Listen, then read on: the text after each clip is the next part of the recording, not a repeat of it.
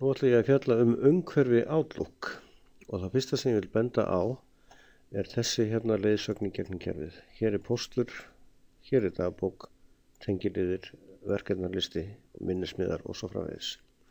Og við skulum halda okkur hérna í póstunum og ég ætla að fara strax hérna uppi í sína hnappinn og fá þennan borða hérna upp. Nú hérna vinstra megin er það sem við köllum yfirlitssvæði. Og hérna getum við meðhöndlað það. Við getum slökkt á þessu yfirlitssvæði og þá er það ekki með.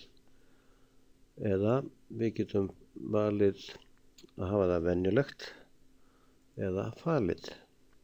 Og eins þessi pílur hér, þar getum við opnað og lokað eða haft það venjulegt eða falið.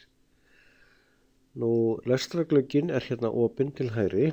Við sjáum þar með inn í þennan póst sem hér er.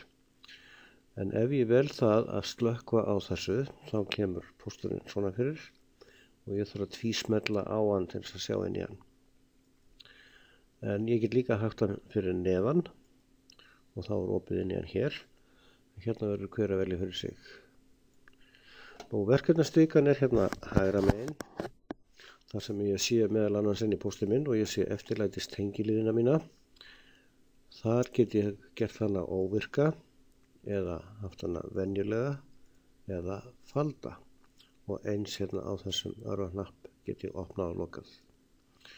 Nú ein enn stikan heitir People's Pane og hefur ekki verið þýtt. Ef ég slekk á henni þá fara einfallega myndirnar hérna sem fylgja venjulega. Ég get haft hana normal eða venjulega og þá er það svona stór og ég get líka haft hana minimized og eins er hér örvahnappur til að opna og loka.